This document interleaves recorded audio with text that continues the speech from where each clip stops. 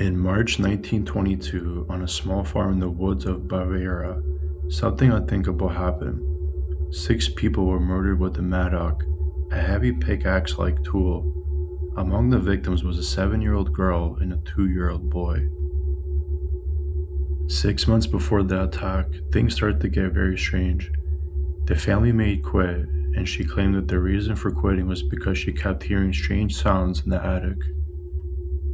Another thing was that the farmer and father, Andreas Gruber, found a strange newspaper that he could not remember buying, as no one in the vicinity subscribed to the paper.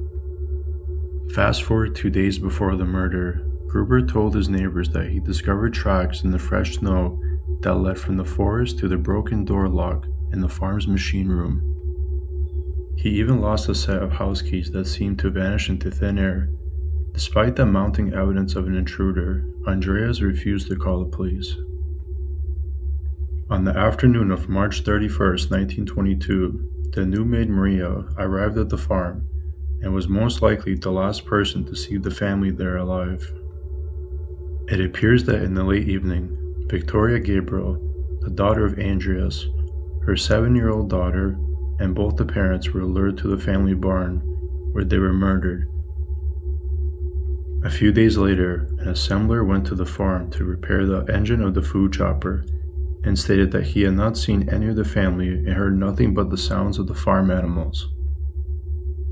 Later on that day, the family's neighbor, Schlittenbauer, sent his 16-year-old son, Johann, and stepson, Joseph, to see if they can contact the family. When they reported they didn't see anybody, Schlittenbauer decided to head to the farm himself. Entering the farm, they found Andreas, his wife, his daughter and granddaughter in the barn. Shortly after, they found the maid Maria and their son, Joseph, inside the home, both deceased. When the police arrived, they were shocked in the scene and believed the intruder actually lived in the house after the murder took place, even cooking and eating inside the residence. There were suspects including Schlittenbauer himself, but the case was never solved, and even now it remains a dark mystery. Imagine walking across a busy intersection in big cities, and you look at the road and see a message. Tonyebee idea in movie 2001, Resurrect Dead on planet Jupiter. When you read the text itself, it doesn't make any sense on what it means, and even has people for years trying to decode this strange message. People online speculates that the Tonyebee Tiles could be referring to Arnold J. Tonyebee, a British historian who wrote about the rise and fall of civilizations. The movie 2001 can also be from Stanley Kubrick's 2001, A Space Odyssey movie, which features a mission to Jupiter and themes of human rebirth. But it's the third and fourth lines, Resurrect Dead on planet Jupiter, where the mystery turns dark. Theories suggest that the creator believed that if enough people was aware of this idea, it would trigger a literal physical resurrection of all deceased humans on the giant gas and other conspiracies.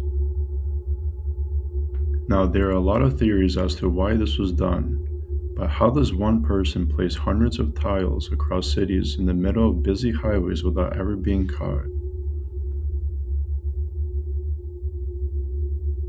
As humans, we dictate how we function with our bodies, from movements to actions, but imagine waking up to your own hand acting like it's got a mind of its own, a limb that moves, grabs, and even attacks without your control.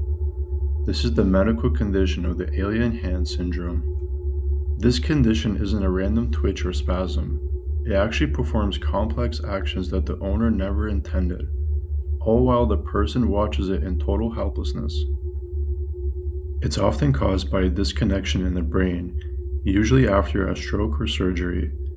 When the two halves of the brain stop communicating, one hand essentially goes rogue. There are even cases like this one that an 81-year-old has her own hand, choking and hitting herself without any control over it.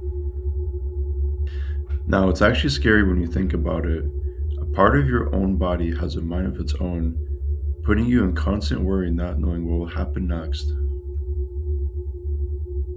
The White Lady, or Woman in White, is a female ghost wearing a white dress and has been seen for many years and usually associated with tragedy and impending death. The White Lady has been reported to be seen in many different countries across the world, all with the same theme.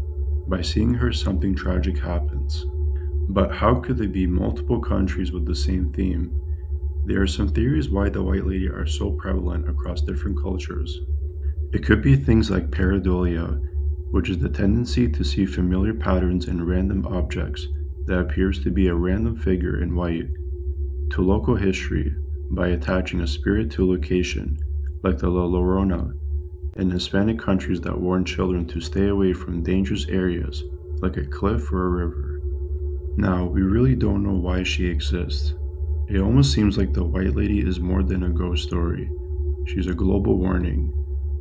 But it makes you wonder, is she trying to reach out for help? Or is she waiting to take someone with her?